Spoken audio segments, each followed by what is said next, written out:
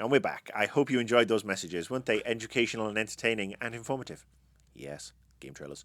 All right, news. We're going to do... Normally we do the news to start off, but you were so excited to talk about D23. But there is some news, and there is a list of it right here.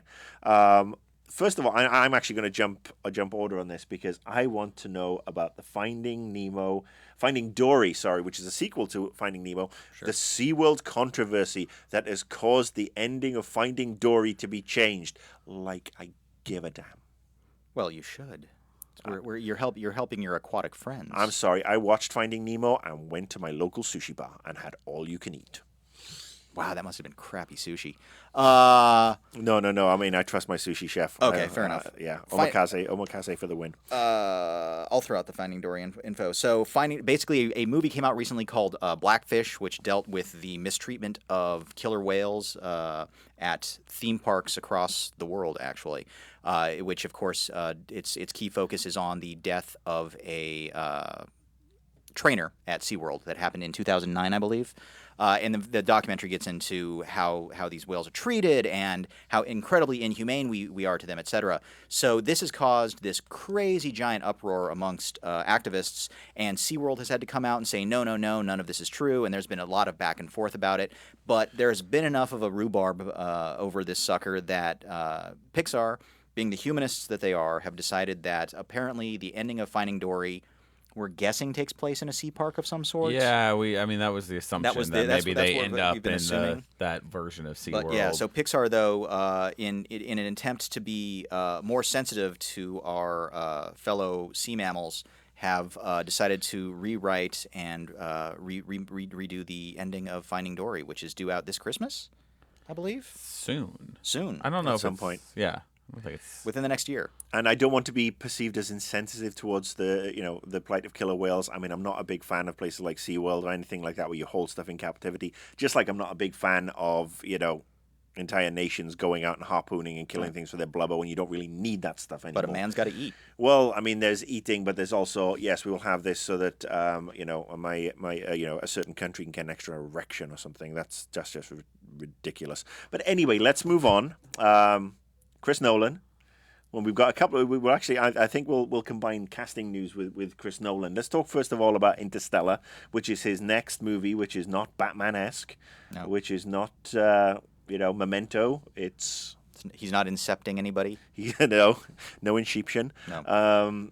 So this is announced this week. The cast has been provisionally announced. They started shooting, right? Yeah, they started shooting this. They started shooting this week. They actually pulled the trigger on Tuesday or Wednesday. Yep. Let's talk about this cast. Jeremy, you have the cast list. Anne Hathaway, Jessica Chastain, Matthew McConaughey, who else? Topher Grace, Michael Caine, Wes Bentley, Casey Affleck, John Lithgow. Are you sure it's not Joaquin Phoenix? Keeps going it's on. Casey Affleck. And on and on. So it's a huge cast like most Nolan films. It's got a wormhole in it. You can't go wrong with a wormhole, right? Do we know anything about it? Yeah, it's got a wormhole. That's it. Group of explorers make use of a newly discovered wormhole to surpass the limitations of human space travel and conquer the vast distances involved in an interstellar voyage. Dun dun dun. How can you go wrong with that? Are we excited for this? Because it's Christopher Nolan, yes. The man has earned enough trust from me that I will be curious to see whatever he does is going to have. I hate to say his twist on it because that seems kind of M. Night Shyamalan. Yeah, but it's gonna have his point of view, his storytelling techniques. They aren't always the best. Sometimes they can feel a little clumsy, but I think him doing a hard sci-fi film has a lot of potential. I think he earned a lot of trust with Memento, Batman Begins, second Batman movie, but I think he squandered a fair amount of that trust. I mean, Inception is something that you rewatch it and the holes just get bigger and bigger. They do, but ditto the third Batman movie. I mean, there's holes, and again, it's based on a comic book, but he took it away from the comic book, and made it this gritty, film noir detective, heist movie, franchise, which was working. And then the third one, it was not my favorite. The third one's got problems. I don't care to discuss the third one. I will discuss Inception with you because I do agree. I think Inception doesn't work, but his vision is insane. I mean, who else has the power to wield that much money for an original IP? very few filmmakers, and so it's like, I mean, that's, so it's going to be, I mean, that's going to be a giant tentpole summer blockbuster type of movie that is not going to be a comic book film. That's not going to be anything that we're going to expect. So to me, it's exciting just to see something original up on screen. Yeah. And I'd say, coming from the mind of Nolan, I figure there are going to be aspects to it that are worthwhile. Yeah, and as maybe plot holy as Inception is, it was still one of the better movies that year in terms of sci-fi. What they're bringing to what he's going to bring to this. And if you start, it's going to be at least interesting and fun to watch, and it's going to be shot well, and the cast is ridiculous. So it's already got me more excited than most sci-fi movies. The execution of Inception is insane. I mean, just when they lose gravity in the second level of that world or whatever, that's nuts. I mean, I don't know. I think. No matter what, the guy's a fantastic visual storyteller. I mean, the nice thing also about Inception is, at least if you're looking for the plot holes, he's making you think. Yeah, I mean, and more serious sci-fi. I mean, we love the schlocky, daft sci-fi, but we'll see. So it's coming out 2015. Yes. Or is it? Yeah, if it's summer, it can't be coming out next year. No, 2014. Next summer. 2014. Okay. If we're still here end of next year, so Okay. it's a Christmas film. Oh, it's a Christmas film, November 7. If we're still here in Holiday 18 film. months. Wow. Yeah. But let's talk also, something that taps into Nolan. Let's jump into casting rumors. Christine Bale, the $50 million man, allegedly. Oh, Chris. I thought he said Christine. I thought he said Christine Bale. I'm like, who the fuck is he talking about? Hey, Kristen look, Bell? you're lucky. Christian For Bell. the longest time this week, I've been saying Gareth Bale, who is a soccer player for Tottenham Hotspur and for Wales. Worth every penny to see in And that. he's actually $100 million man, if you would believe the press. my God. But no, $50 million is the rumored offer on the table for Bale to come back for Man of Steel 2 and reprise his role. I guess that works in the universe, maybe, kind of, sort of. I mean, does that mean he's back? Like, do you bring him back, though, is the question, for Man of Steel? And does he come back for the next Batman movie? Or are they going to transition that? Like, is it... That's where I don't, Do they kill off Bruce Wayne at the end of this? But I thought they did that at the end of the third movie, pretty much. Well, no, I mean, kill. Yeah, I understand that, but it's like, if you're gonna commit to a new Batman, just commit now. Like, this is the time to do it. You're right. If you are going to do a transition, now is the time to do it. Like, he exited, he's out. Let it happen. What does he bring to? I mean, he is, for a lot of people, he is the Batman. He is, but what does he bring to this gravelly voice, this cachet, man? That voice, voices. the lispy gravelly voice. But yeah, I don't know. And look, I like Bale a lot. I thought he was perfect for those Batman films. I mean, would Man of Steel be? Is it further down the line now? Is it is the Superman? It's not a direct follow up, as in 2 days later, Man of Steel takes up where Man of Steel 1 ended.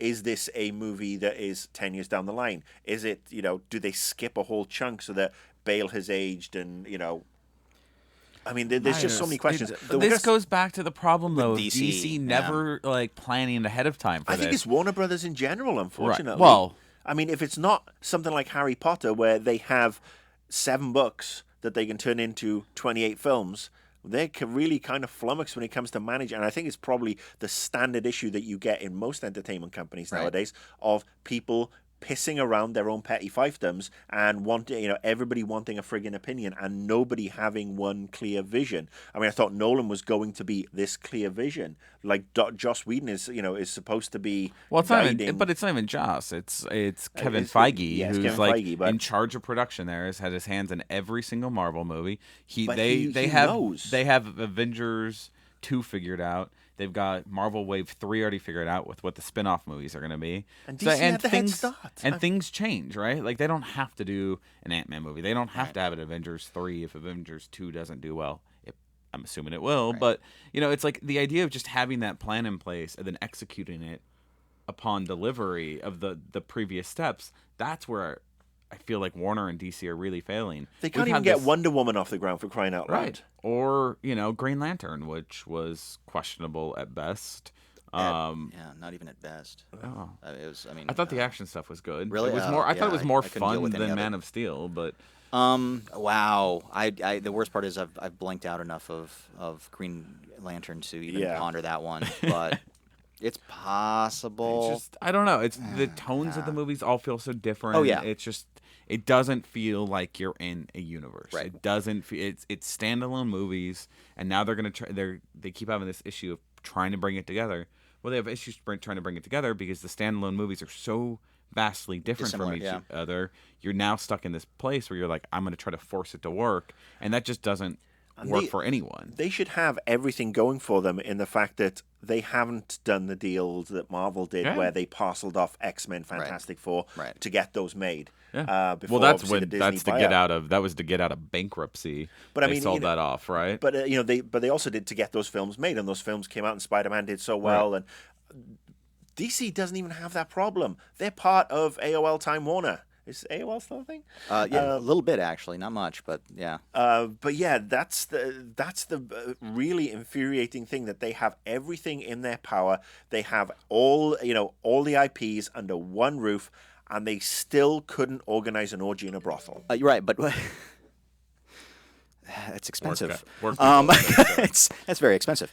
No, but the one thing that Marvel figured out, or I shouldn't even say figured out, the one concept they carried over was to start realizing that you can treat the series like comic books. It's like everybody up until Marvel said really through their. Are you saying that you can treat series that are based on comic books like comic books? Sure, I am, but yes, I am, because cinematically nobody had pondered that one before. I nominate you for the next head of production. I know. Well, nobody thought of before of kind of pre-planning, and if things fall apart, okay, they fall apart. But at least looking at movies, a series of movies, the same way that you look at the way comic book stories are structured, and figuring out how to put them out there to the people. Up until it was. Movies were always just one-offs. If you were lucky, the Batman franchise started strong with the Tim Burton film, and then you slowly watched it crash and burn along the way. I would say it started strong with Adam West. Okay, well, cinematically, okay, shit, you're right, 1966 version. Yeah. There you go. He's got a shark on his leg, for God's he does, sake. and he's got the bomb that he throws. I mean, that is a solid movie. Yeah, going off what you said, like the problem with the DC movies, I feel like they're constantly apologizing for making superhero movies. Right. They're like, hey, so we got this Batman thing. He's this guy, but we're gonna make it a gritty cop movie that's really not. Don't worry, he's not always a superhero. And then same thing with Man of Steel. It's just like they're constantly feel like they're apologizing for their superhero-ness. They're it's like, also if you're gonna not. go see Batman, I want to see Batman. They're also not treating their movies the way DC treats their characters in an odd way. It's like Marvel is much more. I don't want to say Marvel is grounded in reality, but in an odd way, it kind of is. Whereas the DC superheroes, they're gods, and they're not looking at their storylines the way that the comics treat them. It's like they're trying to find a way to hit all four quadrants or do whatever it is. But it's like, I mean, Iron Man could have easily just as fucking tanked and failed. Yeah. It was, and I hate to say this, probably if it was somebody that wasn't Robert Downey Jr., somebody who didn't bring that charisma to it, it would not have broken out as big as it did. I mean, the Marvel films have succeeded because they've found some great casting. They have found a way to pay tribute to the people who love comics while at the same time bringing new people in through, I don't even want to say big name stars, but through charisma and through entertainment and entertainment, like their fucking job. But DC has been unable to, it's like they're trying to wrestle with understanding what it is that people want. And I don't know, maybe it's just a bunch of, Warner Brothers Legendary, that's a whole nother fucking mess. So let me throw this out, because I remember reading this, and actually we didn't discuss this in the rundown, but Gotham PD Police series. Right. Oh, what the the TV fuck? series. That doesn't make any sense either. I know we were going to talk about it last week, and I was so angry about it that we didn't even bring it up. It's just bizarre. like, how does that work? So now the rumor is that they're going to try to do their version of Agents of S.H.I.E.L.D., and it's going to take place between the second and third Nolan film, and it's like, and it's going to be all about Gotham PD. So does that mean? See, and they're just going to. But like, wasn't crime down at that point? Yeah. Because of the Harvey Dent law? Yeah. Yeah. So you're not going to have. Basically, it's cops sitting around eating fucking donuts. Yeah, I was going to say exactly the same thing. And it doesn't make like so. Perhaps they Gary Oldman coming back for that? Then are they bringing all the actors that were cops in in all three movies? It actually covers the great Gotham donut shortage. Right. Yeah. Of that period. I want a cronut. But Can we talk about that? We'll talk. There are places in LA you can get them. But if you're going to base it anywhere, base it in a post-Batman world where Bruce Wayne is dead. He flew post-Bane. They're recovering, rebuilding the infrastructure. People are coming back. Yeah, we can't have the Joker because we know he's locked away, and Ra's al Ghul and all those guys are dead. But I mean, you could actually do something and make it gritty where you're rebuilding Gotham. after the Bane attack, and there's the sports stadium has a whole Yeah. huge hole in it, and people are still trying to get food and. Let's do a That's where construction worker show. Then. See, that to me sounds But- like but- you're bordering on Phantom Menace territory, though. It's like, let's get into the politics of building shit. No, I'm just basically that's the backdrop of Right, and okay. when you have that backdrop of uncertainty and destruction, crime and opportunism go hand in hand, and they do rise, and that's where you do have the bosses coming in. You have Right, fair. you have more of this crime issue where they don't have a Batman to protect them or anything like that. I mean, that's where it is something that could be tangible. Otherwise, I can't even see it working on any friggin' level. Without Gordon. I mean, and I've read some of the Gotham PD books. I mean, some of them are actually really quite good, but it doesn't seem to have the hook that Agents of S.H.I.E.L.D. has, where we are S.H.I.E.L.D., we are this organization that, I mean, honestly, Lex Luthor comes in to rebuild Gotham City after the Bane thing. That could be kind of interesting, where it's Luthor Corp or whatever, and you have Now you've just stolen the whole plot of Man of Steel 2. Shit. Sorry. But anyway, so yeah, do we think that in its current form, Gotham PD is a universally bad idea? Yes. Yeah, and I don't even think at this point it's been confirmed. Yeah. So I'm going to say it's a bad idea that shouldn't go past its bad idea phase. I'm still waiting for Powers to come on the air, so which is to some extent kind of the same thing. Okay. Other casting news, and this is just by the by. Mel Gibson continues his rehabilitation apparently with Antonio Banderas, and they are joining Expendables 3. Does anybody really care about with Expendables Harrison 3? Ford? We didn't talk about it last week. Bruce Willis wanted $1 million a day for 3 days' work and got called a greedy, lazy SOB by Sylvester Stallone on Twitter. Yeah. Yeah. Celebrity gossip weirdness. What are we, TMZ? Fuck I this. do just like the fact that it's like every actor from our or at least, Generation growing up, all growing those up action guys, is yeah. coming back and just doing Yeah. ridiculous things. What'll be fascinating is if the series continues for so long that as Stallone and these other guys leave, like whatever action heroes of today of the past several years kind of start filtering in. It's like Menudo. Expendables 25. Yeah, it's like the Menudo of Expendables. Has it's Chuck like, Norris made it in yet? yeah. Oh yeah. I he feel was like in the they last have one. more. I didn't watch 2. I watched 1. Yeah. Two. Oh, they both suck. It's All I right. mean, at least Stallone's done more planning than Warner Brothers. Oh, in totally. His trilogy. yeah. At least he's kind of got it figured out. All right, so let's move on to book club. Yes. Last week we were all reading Hawkeye, My Life as a Weapon, The I didn't Collected Trade. He didn't read it. I didn't read it. I I kept actually telling read him, it. I'm like, do you want to read it? I have it on my app. I wanted to I've buy got an app for I that. wanted to buy. I was going Kill Tree's route, and I wanted to feel the physical copy in my hands and read it. And I was like, all right. And then I just never. Every time I wanted to go, and there's like a comic book store right down the street from me, Meltdown Comics, Hollywood, California, an amazing place. Meltdown's fantastic. It's brilliant.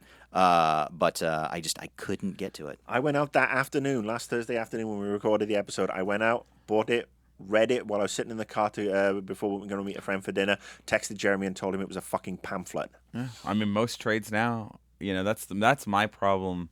I think with all kind of single issue comics is it takes about 6 minutes to read. Yeah. I was reading them on the app, so I had all 6 issues, and it was about, I think it's 6 to 8 minutes per issue. So it's definitely, comics have got shorter. But let's get into it. So tell me, what's the plot the whole line idea here? is, it's Hawkeye is back. There was a story with the female Hawkeye, Katie, who had taken over for him. He was off being a ninja. Yeah, when like he was you do. off being Ronin, and Things like that so happen. that was from Young Avengers. Trying to give a little bit of backstory, but it's really him, and he's living in this building somewhere in New York, and he's really just kind of the neighborhood protector, cool guy. He's not dealing with any giant crazy superheroes. You have a little bit of like Kingpin come in every once in a while, or supervillains. It's kind of James Bond, Jason Bourne-ish. Born, yeah, and he knows, he's like, I'm the Avenger that everyone kind of makes fun of, and I'm not even. He constantly says, I'm not the real Avengers. I don't have Right. superhero powers. I'm not a god. I'm not this. I don't have the electric It's suit. really him Wow. dealing. So basically, he's beating trolls to the punch. yeah, Yeah. Okay. yeah, and it's fun. It's they get in. There's a whole issue just about his stupid arrows, where it's his boomerang arrow and his putty arrow and his ridiculous Love doll arrow. yeah. But look, I mean, all right, what's your thoughts on it? I mean, I liked it. I like the comedy was good. He's definitely a B-level character at best in the Avengers because he doesn't have powers. He's just a guy with a bow and arrow. Yeah. That's really good at having a bow and arrow. And I thought for a non-big kind of superhero explosion-y comic, it was good. It was fun. I laughed a couple times out loud. I like the art style. I know you said you didn't Yeah, I really was like kind the of, art I was style. weird on it, and then Ryan was Stevens talking and to me I were about talking it, yeah. about it, and it's simple, but I like kind of how it's got a lot of shadows and it feels a little bit darker and a little more subdued, just kind of like the character. Right? Oh, poor little puppy. All right. Well, yeah, I read it, and yeah, it was way too short for a trade, in my opinion. I mean, it was very, very light. But I could actually, I went back and after reading it, I watched Avengers again to watch, their take on Blink on Your Miss Hawkeye. But I can see, I could see that aspect of the character coming through, and I could see almost a connection between the two. Yeah, I mean, Clint Barton, I remember reading a collection of stories with him around the House of M time, and I think he was more fleshed out then. Yep. And if you look at some of the other stuff as well, where they've got the Civil War stuff, he's way more fleshed out then, and there's a lot of really batty stuff that goes on. Well, that's where some of the Young Avengers that bonus issue kind of came from. It sounds like Yeah. when they were the new secret Avengers. It was okay. It didn't feel like a value for money for me. It felt underinflated. It feels. I mean, it's one of those things that it's definitely not a one-off, right? There's So five issues plus the bonus Young Avengers issue in there. Is the first trade a complete story arc, or is it a cliffhanger? I think it's a very good introduction to the character. Okay. It's but a almost lot like an doesn't happen. amuse-bouche. Yeah. Okay. You're like, okay, I get who this is, and I think it's ready to kick off now. Right. I'm interested enough to continue reading it, which I think if you're getting it as part of the Marvel apps thing, it's enjoyable reading. I don't think it's worth investing the almost $20 I think it cost to buy. I mean, that's the problem with almost all comics now. No. It's a weird market. Unless it's the older ones. The older collected trades are always way better Yep. than the newer ones. Well, I think. they have so many more, right? Because they're not trying to make. Well, plus they're all arcs across so many different Right. things. I mean, Secret Wars is one of my favorites. But anyway, this week's topic of purchase is Mr. Hoffman. Fables. Fables Volume 6. One. Okay. Why don't we start at the beginning? So earlier, we've known that Telltale Games is working on Fables game, The Wolf Among Us, and we thought that'd be fun to kind of tie it all back in. And a lot of people in our office haven't read Fables, so the trade has been going around. I haven't read Fables. It's been on my to-get list, and I'm glad this is forcing me to actually go out and buy it. I'm a big fan of Fables. I'll probably go out and buy all. Yeah, I really enjoyed Bigby. I love Bigby. Okay, so And- Fables. Yeah. So next week we'll be reading Fables. We're gonna have some different guests on the show next week, and then probably the week after we're gonna keep switching this up. Marcus and I will be at PAX. We And, have guests. well, not I guess host, panelist. I'm back next week. contributors. I'm back next week. I've got a bunch of meetings next week, unfortunately, so I don't think I'll be able to make it. But speaking of that, we'll have our Snowpiercer update. I think we should have a Snowpiercer update right now, and I Right. think we should go to our special Snowpiercer correspondent. Who's working the camera this week? So, Elise, Snowpiercer update. No new update! And there you have the Snowpiercer update from our correspondent, Elise. Slow news week. Did we have her embedded in Harvey Weinstein's ass or something? Well, that's just. I like Elise too much to talk like that. We're not going to embed you anywhere. All right, that's the show for this week. Go read Fables. Let us know your thoughts in the comments section. As always, let us know if you disagree or agree on Hawkeye, what you think about the casting, what you think about Jeremy's Disney fetish. Look at this awesome shirt. Come on. No. Come on. It's Pretty cute. awesome. That's a good idea. Yeah, it's good. Yeah. Yeah. It's good. All right, we'll be back next week. Obviously, please share this with your friends. The views are going up every week, which is fantastic. But obviously, we'd like to get more because we're greedy ass bastards, and we'd like to still be here talking about this stuff in 12 months' time. Thank you very much. See you next week. What's in your box, Jeremy?